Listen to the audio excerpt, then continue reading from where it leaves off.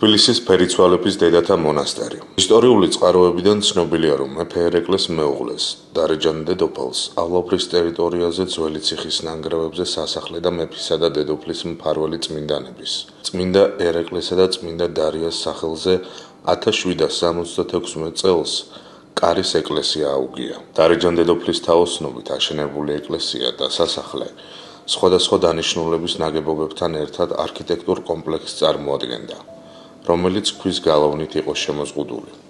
დარეჯან დედოფლის სასახლე სამეფო საზაფხულო რეზიდენცია იყო და მას სხვაგვარად თბილისის საჩინო ერქვა. 1795 წელს აღა მაჰმად ხანის მიერ თბილისის აოხრებისას სასახლე და ტაძარი ძლიერ დაზიანდა.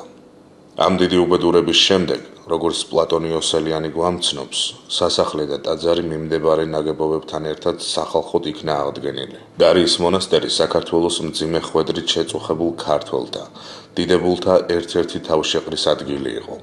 ამ პერიოდში აქ მოღვაწეობდნენ 1832 წლის შეთქმულების აქტიური მონაწილეები: არქიმანდრიტი ტარასი ალექსი მესხიშვილი, მღვდელმონაზონი პორფირი, ოქროპիր ბატონიშვილის მოძღვარი, მღვდელმონაზონი ფილადელფოს კიკნაძე. შეთქმულთა მიერ აქ დაიწერა საქართველოს მმართველობის მოკლე პროექტი. ფერისცვალების მამათა მონასტერში მოღვაწეობდა მრავალი გამოჩენილი ქართველი სასულიერო პირი, მათ შორის ეპისკოპოსი ექვთიმე ელიაშვილი, არქიმანდრიტი კესარიოს ჭეკურიშვილი, არქიმანდრიტი დიონისე, მიტროპოლიტი ანტონ გიორგაძე, არქიმანდრიტი იოანე, დეკანოზი ისააკ ჭეკურიშვილი, არქიმანდრიტი მელქისედეკი, მიტროპოლიტი ლეონიდე ოქროპირიძე, წმინდა აღმსარებელი ამბროსი ხელაია და სხვანი. აქ აღიკოცა ბერად წმინდა ალექსანდრე ოქროპირიძეც.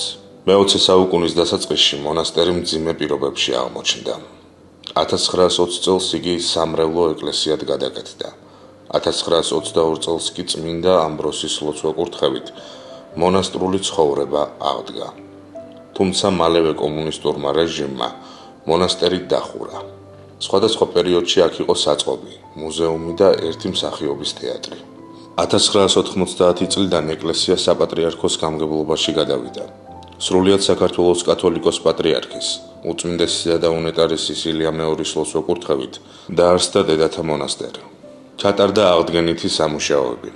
დღეს მონასტრის წინამძღვარია იღუმენია მარიამ მიქელაძე. მონასტერში ძირითადი საქმიანობაა მთარგმნელობითი საქმიანობა, ხელსაქმე, ბაღის მოვლა. 2003 წელს გაიხსნა წმინდა ნინოს სახელობის სასწავლო სახლი და მოგვიანებით მოწყალების დების სასწავლებელი. ერთ-ერთ ტერასაზე აშენდა ალექსანდრე ოქროპირიძის სახელობის ტაძარი.